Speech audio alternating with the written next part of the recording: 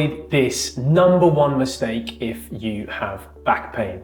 I'm going to tell you exactly what you need to do to ensure that you don't make your back pain worse, exactly how a disc slips or prolapses, and the top 2 things you can do to avoid this from happening long term. And if it does, making sure we're getting you out of pain quickly, efficiently, getting back to doing the things that you love. I'm Dr. Jeremy Andrews, Doctor of Chiropractic, here at West Chiropractic in Surrey, and today we'll be telling you exactly what you need to do to avoid back pain long term and this one mistake. So let's talk about back pain first and exactly the structure of the back. It's really important to focus on what is going on, and then we can tell you exactly what could go wrong and how we can prevent that from happening in the long run.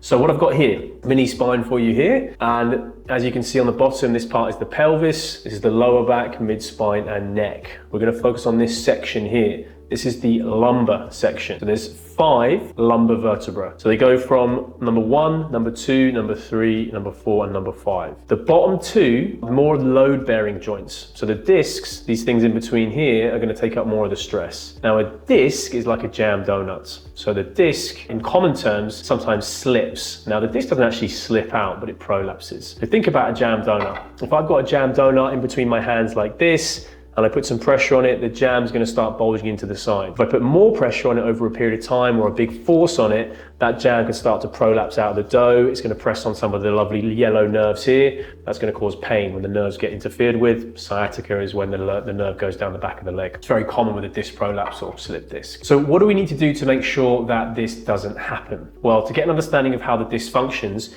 it is a shock absorber. So it absorbs the shock from the chest, the head, taking pressure off that area and distributes it evenly down through the back. So you can jump, you can walk, you can run, we can sit for long periods with that disc taking up a lot of the stress. Over time, the disc can get worn out if we have poor posture, if we sit for too long, if we have an accident or injury, or in too much flex position there. A flex position like this puts a lot of pressure on the disc and it puts the jam to come out the back there. The back here is where they prolapse. You can see there's a little disc herniation. That's where they prolapse out, mainly to the back outer part, and that's where the nerve gets interfered with. Rarely they come out the central part. That's more of a serious issue there. We have to be aware of things called cauda equina, which we can touch on later. But mainly it's a lateral back disc prolapse. Okay, it presses on the nerve, causes a lot of pain, a lot of sciatica. How does a disc prolapse? So the way a disc prolapse is, as I said, in flexion or with a severe force. If we've been sitting for too long over a period of years, desk-based people are very prone to disc prolapses,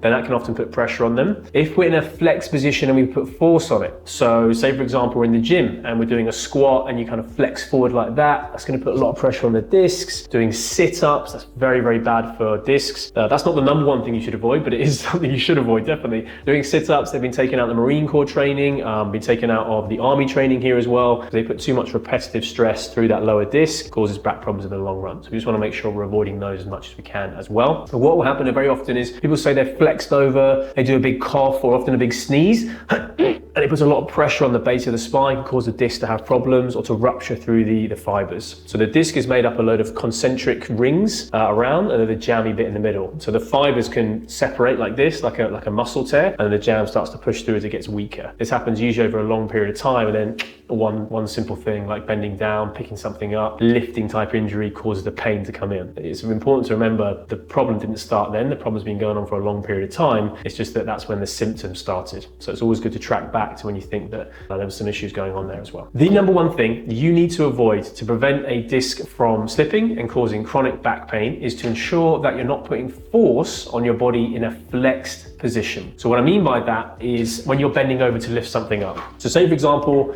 I'll show you here, I'm bending down like this and my back is in a rounded position like that. That's not good for the disc. It's going to put a lot of pressure through my back here. And then say if I was to lift something up like that and then do it like this, heavy weight, that's going to put a lot of pressure on my discs. So that flex position under tension is no good for us. The position you want to be in, and I'll try and show you here, is using the glutes. So bum goes back stays straight. See my knees bend, back is nice and flat. I'm bending my knees into a squat position and I'm picking up through here. And then it's a drive through the hips, drive,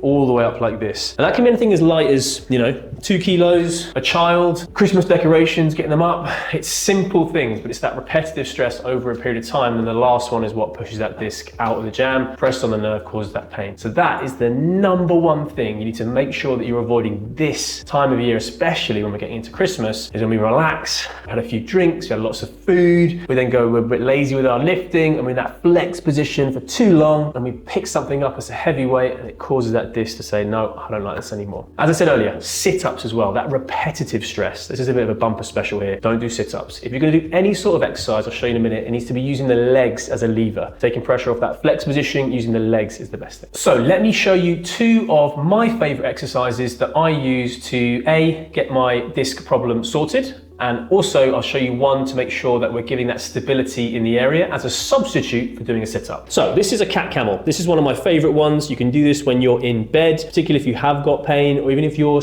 recovering from a disc injury. Weight through the shoulders, lifting the back up like this, and then pushing down like this. It's a lovely way to take pressure off the base of the spine. It's called a cat camel exercise. It's a yoga-based exercise. Do this for a minute. Try and do it 3 times. Just flossing that disc helps the vertebra to separate. Just opening up, closing up, opening up, closing up, helps to pump that disc, nourish the area, get as much fluid into that area as possible as we can. Really, really nice way to do it, okay? And then the alternative to a sit-up. So if you watch me do a sit-up, this is a traditional way to do it. Most people do like this, and they have their hands like this. Not very good at doing it, am I? And what this position here, that position there, where you're sort of midway through, it's putting a lot of pressure through your disc there. We just want to avoid those, okay? So the way to do it is keep this all nice and flat, and we use the legs as levers. So you can hold on to something if you want, you can put your hands on your chest. I tend to hold on like this, just don't put too much stress through your shoulders. And you can engage the core, bring the legs up like this, all the way down, like this, okay? Different legs, like this, both legs. So we can go straight leg like that, all the way up. And that's going to increase your core stability through there. Now, if you are struggling with a disc injury at the time that's causing symptoms, just be careful with those. If you want any help with that, just give us a shout, okay? I would try and do those 8 to 10 reps, relax, try and do that 3 sets through. The cat camel exercise, do that for a minute. You can't really do that too much. It's a lovely way to just get mobility. If it causes any pain, please just drop me a comment in below. Okay, so hopefully that's given you a really good insight into how you can prevent your back pain getting worse this Christmas. If you need any extra help, please drop us a comment in the section below. You can grab a copy of my best-selling book here, The Secret Cure to Back Pain, How to Avoid a Life of Painkillers and Surgery. Grab it on Amazon. Lovely little stocking filler for somebody. Maybe not. And then please, if you like this video, if you know anyone that's suffering with back pain as well, please share it with them. Subscribe to the channel, really appreciate it. Thanks a lot.